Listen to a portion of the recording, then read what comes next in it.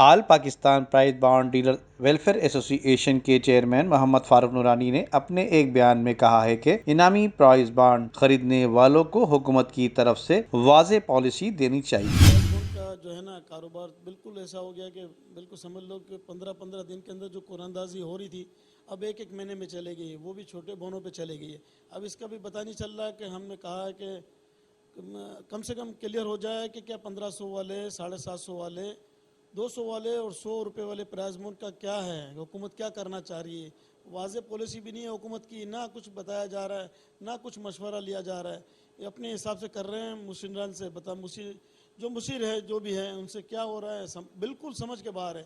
آپ مانے نہیں مانے کتنی دکانیں بند ہو گئی، سچی بتا رہا ہوں، مسلسل دکانیں ایک ایک دو بند، کیونکہ وارہ ہی نہیں کھاتا، خرچہ ہے، اسٹاف ہے، کافی بندے بیچارے بے روزگار ہو گئے۔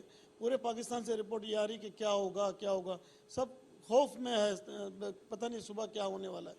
اب ہم چاہتے ہیں کہ بھائی ٹھیک ہے، ہمیں بتائیں کہ آپ کیا کرنا چاہ رہے ہیں، چھوٹے بانڈ رکھنا چاہ رہے ہیں۔ آیا ہم نے یہ سنا ہے کچھ تجویز دی گئی ہے کہ 500 والے 1000 والے اور 2500 والے بانڈ نکالے جائیں تاکہ جو 15 دن کی قرآن اندازی ہے وقفہ پورا ہو جائے، 15 دن کے اندر قرآن اندازی ہو جائے۔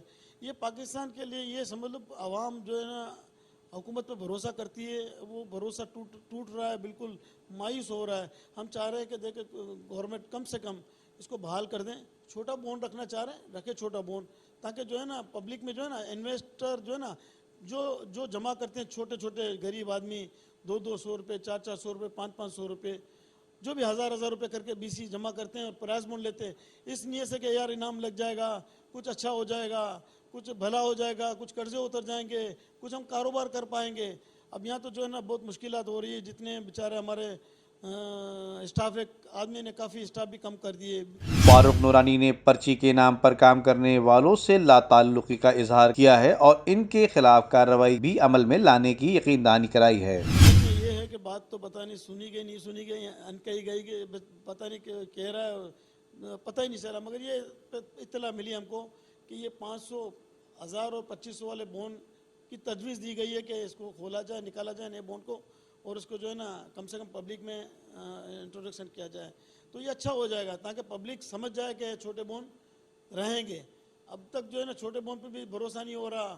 15 آپ مارکیٹ پورے پاکستان میں سناٹا پڑا ہوا۔ پرچی کا کام جو ہے نا ابھی ہم کو پتہ چلا کہ کوئی ہمارے نام سے جو ہے نا all Pakistan prize bond welfare association کے نام سے جو ہے نا کوئی بینکوں کے اندر تھائی لینڈ کے اندر کوئی قرآن اندازی 1 تاریخ کو کی ہے۔ یہ غلط، سراسر غلط ہے، بالکل ناجائز ہے، ملک کو نقصان ہوگا، ملک کا فائدہ نہیں ہے۔ دیکھو اس طرح بھی ہے، دیکھو گیم کھیل رہے نا، یہ بے روزگاری ہوں گی تو یہ گیم کھیلی جائیں گی، یہ غلط ہے۔ نام آئے گا ہمارا کہ price bond dealer welfare association, ہمارا کوئی نام یوز نہ کیا جائے پلیز۔ اور ہم حکومت پاکستان سے کہتے ہیں کہ ہمارا جو بھی نام یوز کر رہا ہے اس کو پکڑا جائے۔